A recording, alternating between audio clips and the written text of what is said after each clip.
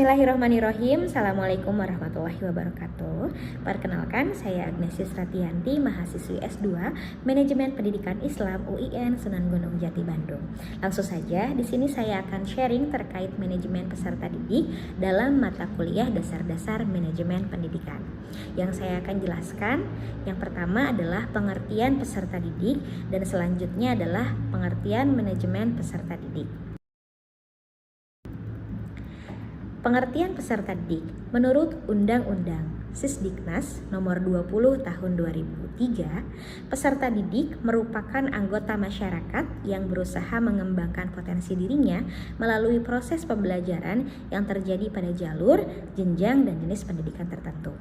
Selanjutnya, peserta didik menurut Haryanto adalah subjek pendidikan yang mempunyai potensi karakter masing-masing. Potensi yang dimiliki dapat dikembangkan melalui proses pembelajaran di sekolah. Selanjutnya, menurut Imron, peserta didik adalah mereka yang sedang mengikuti program pendidikan pada suatu sekolah dan jenjang pendidikan tertentu. Dapat ditarik kesimpulan ya, peserta didik adalah seseorang yang terdaftar dalam suatu jalur, jenjang, dan jenis lembaga pendidikan tertentu yang selalu ingin mengembangkan dirinya baik dalam bidang akademik ataupun non-akademik melalui proses pembelajaran yang direncanakan.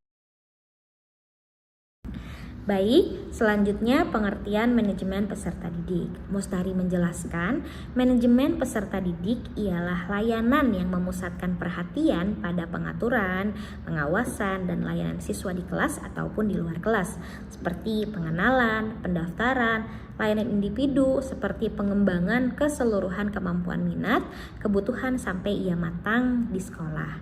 Dan menurut Daryana, manajemen peserta didik adalah seluruh proses kegiatan yang direncanakan dan diusahakan secara sengaja serta pembinaan secara kontinu terhadap suatu peserta didik dalam lembaga pendidikan yang bersangkutan agar dapat mengikuti proses belajar mengajar dengan efektif dan efisien.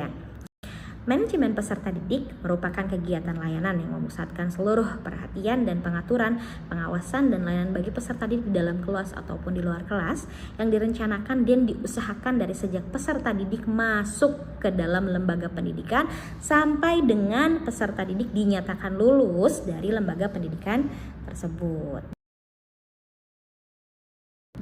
Selanjutnya, tujuan manajemen peserta didik.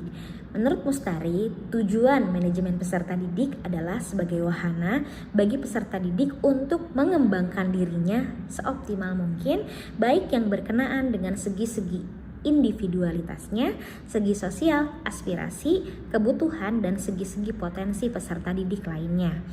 Sedangkan menurut Imron, tujuan khusus manajemen peserta didik adalah meningkatkan pengetahuan, keterampilan, dan psikomotor peserta didik, itu yang pertama.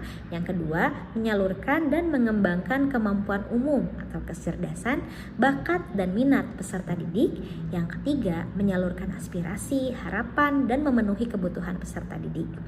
Nah, dengan tercapai tujuan pada poin 1, 2, dan 3, maka diharapkan peserta didik dapat mencapai kebahagiaan dan kesejahteraan hidup.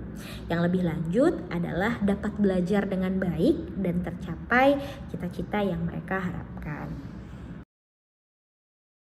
Baik, adapun fungsi manajemen peserta didik adalah sejalan dengan penjelasan yang disampaikan oleh Imron bahwasanya secara umum fungsi manajemen peserta didik adalah sebagai wahana bagi peserta didik untuk mengembangkan diri seoptimal mungkin, baik yang berkenaan dengan segi-segi individualitasnya, sosialnya, aspirasinya, kebutuhannya, dan potensi lain yang dimiliki oleh peserta didik.